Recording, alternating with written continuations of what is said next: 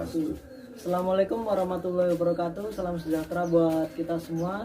Kami dari kelompok 8 ingin membawakan materi 5 dengan perencanaan pembangunan ekonomi.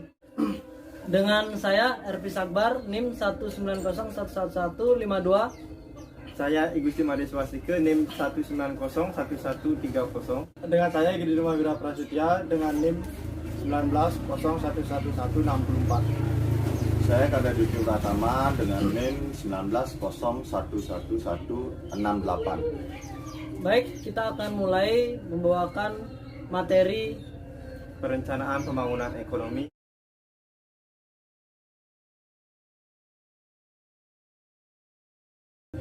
Materi pertama, saya akan membahas perencanaan pembangunan ekonomi.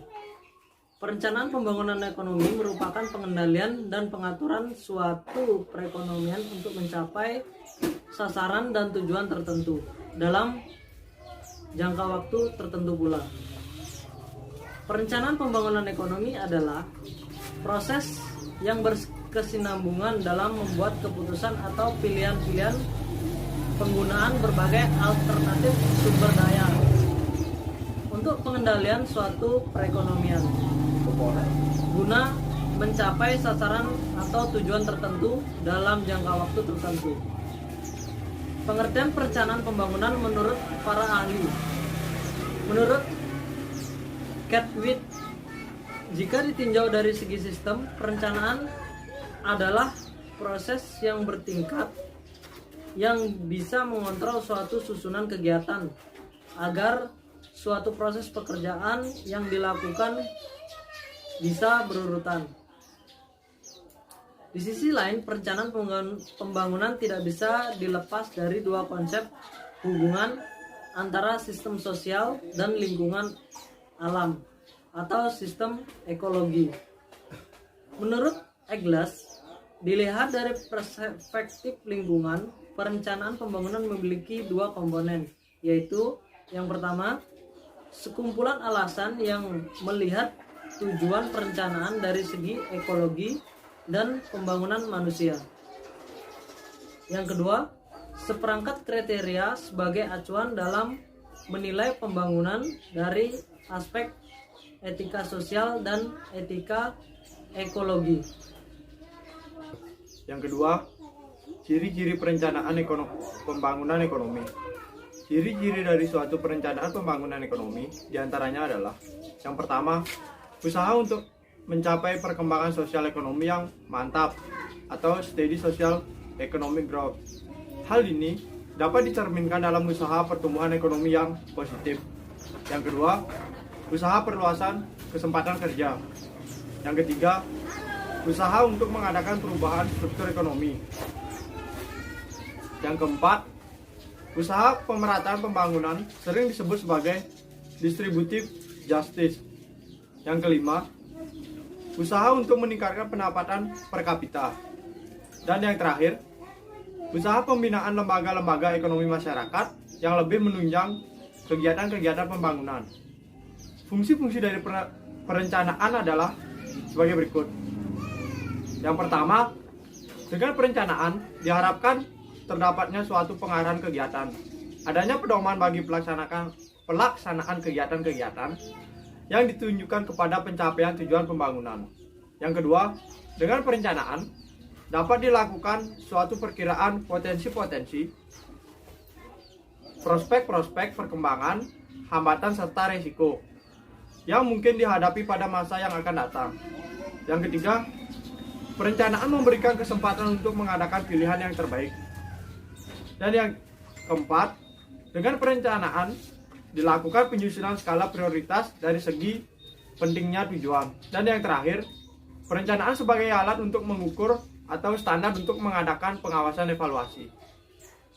Materi yang ketiga yaitu unsur-unsur perencanaan pembangunan ekonomi. Yang pertama yaitu kebijaksanaan dasar atau strategi dasar rencana pembangunan. Yang kedua, adanya kerangka rencana makro. Dan yang ketiga, uraian tentang kerangka kebijaksanaan yang konsisten seperti misalnya kebijaksanaan fiskal, moneter, pembangunan, harga, dan kebijakan sektoral lainnya. Yang keempat, perkiraan sumber daya bagi pembangunan khusus sumber-sumber pembiayaan pembangunan. Dan yang kelima, perencanaan pembangunan merupakan program investasi yang dilakukan secara sektoral. Materi keempat yaitu tujuan dari perencanaan pembangunan ekonomi. Yang pertama itu memperbaiki penggunaan sumber daya publik yang tersedia. Yang kedua, mengarahkan kegiatan, pedoman kegiatan kepada pencapaian tujuan pembangunan. Dan yang ketiga, memperbaiki kapasitas sektoral swasta dalam menciptakan nilai sumber daya swasta secara bertanggung jawab demi kepentingan pembangunan masyarakat secara menyeluruh. Yang keempat, memberikan kesempatan mengadakan pilihan terbaik. Kelima, terdapat perkiraan potensi, prospek pembangunan, hambatan dan risiko masa yang akan datang. Dan keenam, dilakukan penyusutan skala prioritas dari segi pentingnya tujuan. Dan yang ketujuh yaitu sebagai alat mengukur standar terhadap pengawasan. Baik, di sini saya akan melanjutkan dari materi yang kelima, syarat-syarat keberhasilan suatu perencanaan pembangunan. Menurut Jigen, ada syarat-syarat untuk mencapai keberhasilan perencanaan pembangunan, diantaranya dengan adanya hal-hal seperti berikut. Yang pertama adalah komisi perencanaan, pembentukan suatu komisi, badan atau lembaga perencanaan yang harus diorganisir secara tepat dan dibagi dalam bagian dan subbagian yang dikoordinir oleh para pakar seperti pakar statistik, pakar ekonomi, pakar teknik, dan pakar lainnya yang berkaitan dengan masalah perekonomian. Yang kedua ada data statistik, diperlukan analisis tentang sumber daya yang memiliki secara menyeluruh yang meliputi potensi dan segala kekurangannya. Analisis seperti ini berfungsi sangat penting untuk mendapatkan informasi dan data statistik tentang sumber daya potensial lainnya, seperti sumber daya manusia, sumber daya alam, dan modal. Yang ketiga ada tujuan dan sasaran yang ingin dicapai bisa ditetapkan dalam suatu perencanaan. Berbagai sasaran dan tujuan yang ingin dicapai tersebut harusnya menyesuaikan dengan kondisi perekonomian negara yang bersangkutan dengan hendaknya realistis. Yang keempat ada penetapan sasaran dan prioritas.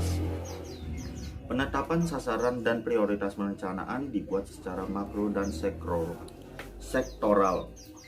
Sasaran makro hendaknya dirumuskan secara tegas dan mencakup setiap aspek perekonomian dan bisa dikuantifikasikan.